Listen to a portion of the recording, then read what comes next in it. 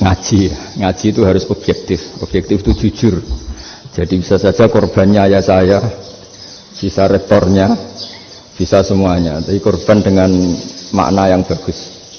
Karena di antara saran Al-Quran, Allah ngendikan kalau belajar atau mencari nasihat atau mencari kebaikan apa saja, itu diistilahkan walau ala anfusikum awil walidaini wal aqrabin, meskipun ketentuan itu merugikan kamu. Jadi ketentuan apapun yang merugikan kita harus tetap kaji, meskipun itu tidak menguntungkan kita. Karena banyak problem, mulai dulu sebenarnya problem itu orang yang wakam da'in yadda'i annahu da'a ilallah, tapi hakikatnya yad'u ila nafsi. Jadi banyak da'i yang mengklaim dirinya mengajak ke Allah dan Rasul, tapi sebetulnya hakikatnya mengajak ke kelompoknya sendiri. Saya ini termasuk kiai yang masih orisinil.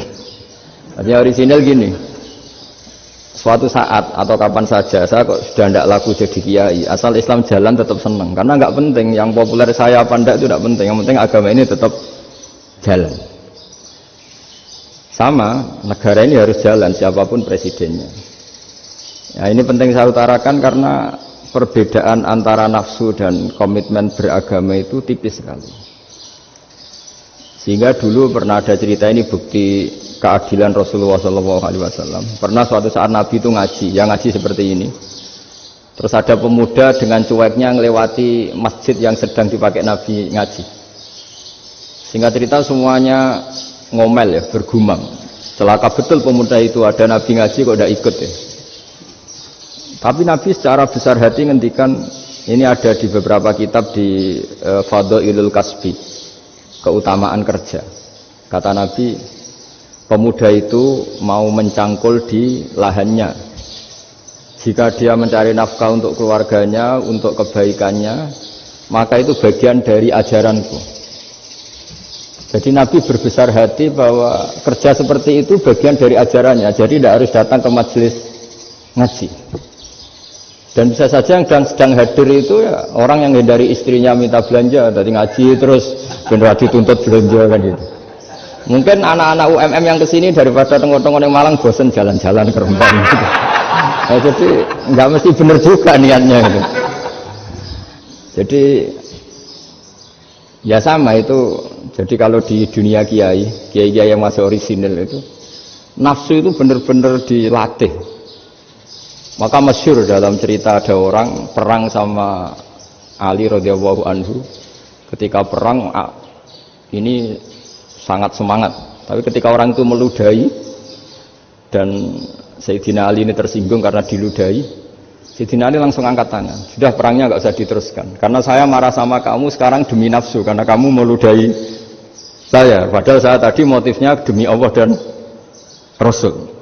Jadi sangat tipis bedanya kita emosi karena diri kita dan emosi karena Allah dan Rasul. Sehingga ketika diludahin ini terus beliau mikir, jangan-jangan perang saya karena saya diludahin. Nah, yang hilang dari peradaban modern adalah Allah itu tidak begitu hadir di hati kita. Saya sering cerita di mana-mana, teks hadis itu sebenarnya berbunyi gini, ini hadis sahih. Mangka na yu'minu billahi wal yaumil akhir fal yukrim jarohu. Ada yang fal yukrim jarohu doifahu, ada yang fal yakul khairan aw yasmut. Siapa yang iman dengan Allah dan Rasul maka harus memuliakan tetangganya, memuliakan tamunya. Dulu itu ada seorang ulama dipanggil anak muda, dibully terus sekarang. Wahai kiai, datang ke rumah saya. Datang kiai itu. Setelah sampai ke rumah orang itu, silakan kiai kembali ke rumahnya. Saya tidak butuh kiai. Kiai itu dengan riang kembali. Setelah di rumah dipanggil lagi. Pak Yai, silakan datang ke rumah saya. Datang lagi. Ya senyum-senyum kiainya santai. Wah, nggak jadi butuh Pak Yai. Silakan kembali lagi. Sampai 3 kali. Oh itu kalau rektor digitukan marah itu. Dosen marah. Kiainya santai. Santai, senyum-senyum, rileks. Ketika ditanya, kenapa Pak Yai tidak tersinggung? Jawabannya unik. Anak muda, saya ini senang sekali nuruti perintah Allah, disuruh menghormati tetangga. Sehingga ketika Anda manggil, ya saya datang. Ketika Anda nyuruh pulang, ya saya pulang. Saya senang sekali nyenang kantongku. Dan itu perintah Allah. Jadi tidak ada hubungannya dengan kamu.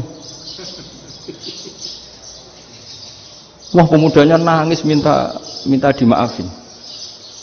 Kalau kita kan enggak. Kita ini dosen, kiai, mungkin kita doktor, mungkin kita profesor. Tapi kita ini sering didikte oleh orang bodoh. Kalau orang bodoh itu jengkel, lo kita ya jengkel. Lo kamu jengkel, dijengkelkan orang bodoh itu namanya terdikte. Itu bodoh apa pinter?